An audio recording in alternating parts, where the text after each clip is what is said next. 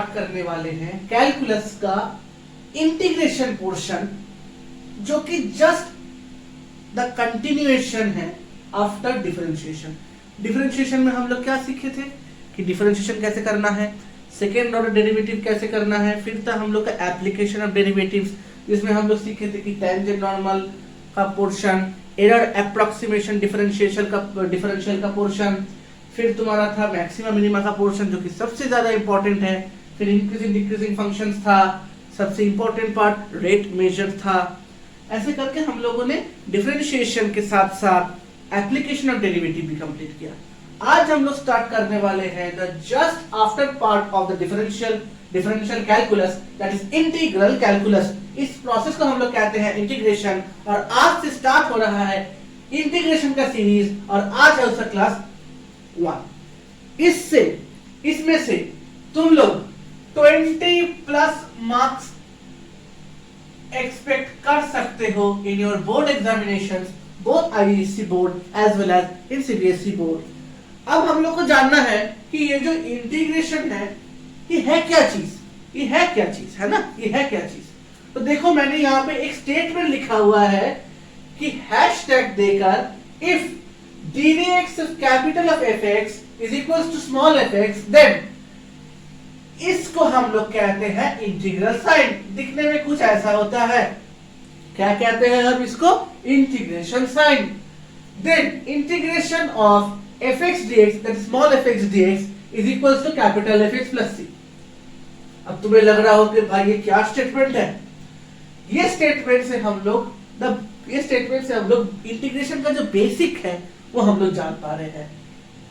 क्या है कि कैपिटल fx एक टर्म है, स्मॉल fx एक टर्म है, dx एक टर्म है, c एक टर्म है। इंटीग्रेशन में ज्यादा घुसने से पहले ये जान लेते हैं कि डिफरेंशियल कैलकुलस और इंटीग्रल कैलकुलस के पिता कौन है, के माता पिता कौन है, इसका डिस्कवर कौन है, इसका इन्वेंटर कौन है। पहले तो सर आइजैक न्यूटन है, जिनका जन्म समय था 1643 से लेकर वो थे अपने पूरे जीवन काल में 1727 तक। And the next man who just comes after sir Isaac Newton is sir Gottfried Wilhelm Leibniz from 1646 to 1716। ये दोनों नाम बहुत ही इंपॉर्टेंट है, क्योंकि इन दोनों से ही इंटीग्रल कैलकुलस और डिफरेंशियल कैलकुलस दोनों का जन्म होता है। ये नहीं होते तो इंटीग्रल कैलकुलस का जो मॉडर्न डेवलपमेंट है तो ये नहीं निकलता। इंटीग्रेशन आज भी कोई नहीं जानता इंटीग्रेशन को। तो इंटीग्रेशन जानने से पहले ये जानना बहुत जरूरी है कि कैपिटल एफएक्स और स्मॉल एफएक्स क्या है। इन दोनों को लेकर ही मेरा असली काम है।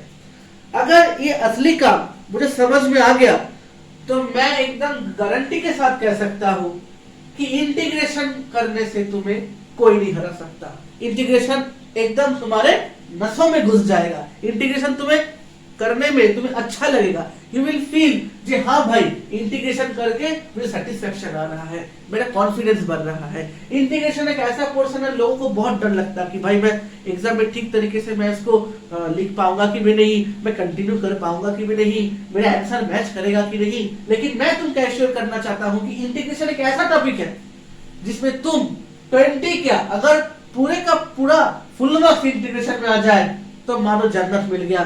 क्योंकि इंटीग्रेशन बहुत ही इजी और बहुत ही इंपॉर्टेंट सा टॉपिक है। जॉइंट में तो आता ही है, कोई भी अच्छा कॉम्पिटिटिव एग्जाम में तो आता ही है। इंटीग्रेशन एक ऐसा ही टॉपिक है। तो पहले जान लेते हैं कि कैपिटल एफएक्स होता क्या है। कैपिटल एफएक्स है एंटी डेरिवेटिव। क्या बोलते हैं हम इसको, कैपिटल एफएक्स को एंटी डेरिवेटिव। क्या बोलते हैं इसे, एंटी डेरिवेटिव या फिर प्रिमिटिव। क्या कहते हैं, प्रिमिटिव या फिर इंटीग्रल। इसका 3 नाम है। अब तुम बताओगे कि एफएक्स जो है, कैपिटल एफएक्स जो है, ये तो मेरा एंटी डेरिवेटिव बन गया, मेरा प्रिमिटिव बन गया, मेरा इंटीग्रल भी बन गया। लेकिन किसका इंटीग्रल है ये है स्मॉल एफएक्स का इंटीग्रल। ये है स्मॉल एफएक्स का इंटीग्रल। तो फिर तुम मुझे बताओ ये स्मॉल एफएक्स क्या है। ये जो स्मॉल एफ एक्स है, इस स्मॉल एफ एक्स को हम लोग कहते हैं इंटीग्रैंड।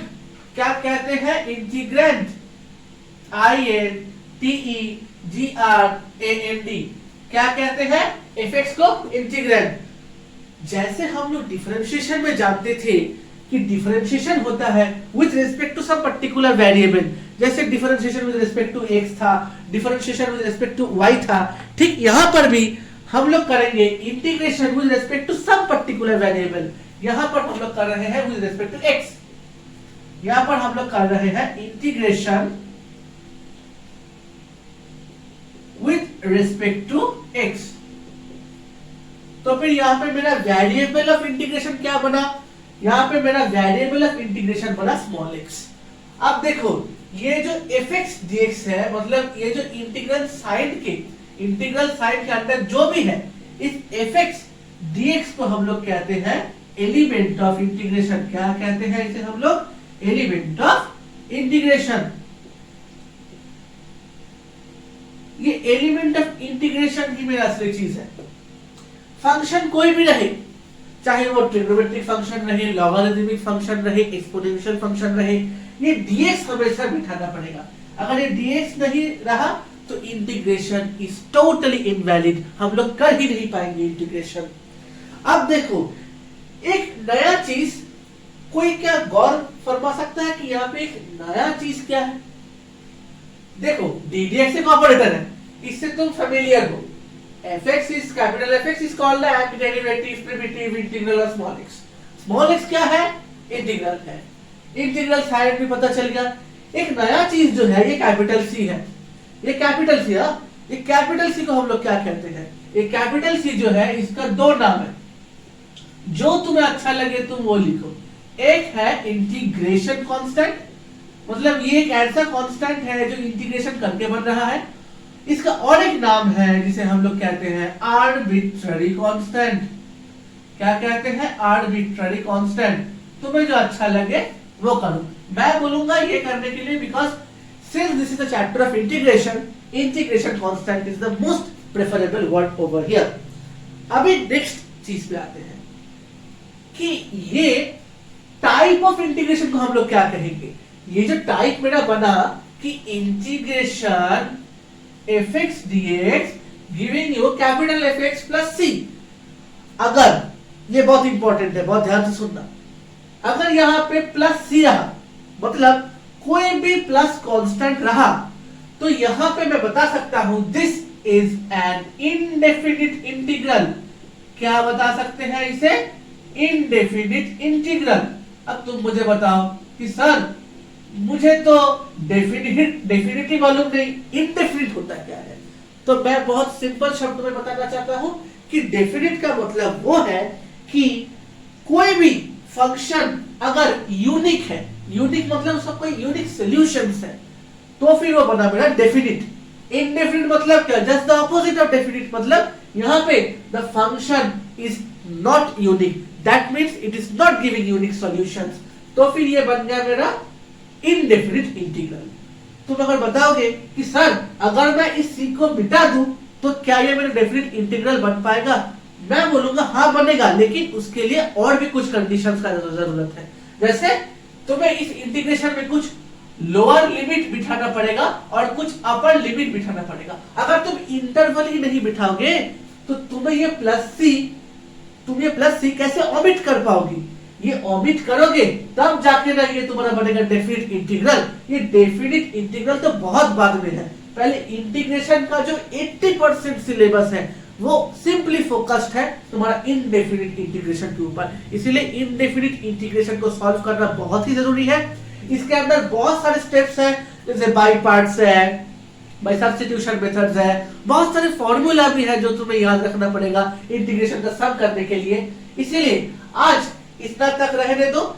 ये है सिर्फ और सिर्फ इंटीग्रेशन का बेसिक पोर्शन, जिसमें तुम लोग जान गए कि इंटीग्रेशन में तुम्हारा बेसिक स्टेटमेंट क्या है, इनडेफिनिट इंटीग्रल किसे कहते हैं, डेफिनिट इंटीग्रल किसे कहते हैं, फिर जान गए कि कौन सा प्रिमिटिव है, कौन सा इंटीग्रल है, कौन सा है, ये c क्या है। अगर यहाँ पे इनडेफिनिट रहा, ये लिमिट मिटा दे तो बन गया इनडेफिनिट और सी रहेगा। और अगर डेफिनिट करना है तो सी बिठा दो इंटरवल के अंदर, लोअर लिमिट अपर लिमिट बिठा दो, तो accordingly you will get your indefinite integral as well as your definite integral. अब देखो ये था एकदम बेसिक सा पोर्शन, कुछ स्कोप मैंने बताया कि यहाँ पे से 20 प्लस मार्क्स तुम्हें आएगा क्वेश्चन में, जो कि तुम्हें बहुत अच्छे तरीके से करना है। आज के लिए इतना तक रहने दो, और ये मत भूलना कि मेरा एक फेसबुक पेज है जिसका नाम है सनशाइन बाय देव सूर्य सर। इसमें जाओ, इसमें जाकर लाइक करो, इसमें अपने मनोभाव मुझे बताओ। मेरा YouTube चैनल भी तुम लोग सब्सक्राइब करो, लाइक करो, कमेंट करो कि सर मुझे इस टाइप के वीडियो और चाहिए। अगर तुम ज्यादा से ज्यादा लाइक करते हो, सब्सक्राइब करते हो, मुझे और भी ज्यादा इंस्पिरेशन मिलता है कि मैं और भी ऐसे एजुकेटिव मटेरियल्स तुम्हारे सामने पेश कर सकूं। तो आज के लिए इतना ही रहने दो, और ये मत भूलना कि मेरा एक फेसबुक पेज है जिसका नाम है सनशाइन बाय देव सूर्य सर। इसमें जाओ और बोलो कि सर मुझे इस टाइप के वीडियोस चाहिए, कैलकुलस के ऊपर मुझे चाहिए, कैलकुलस इन इकोनॉमिक्स के ऊपर, कुछ भी मैं कोशिश करूंगा कि वो वीडियो तुम्हें देने के लिए। Thank you very much for watching this video and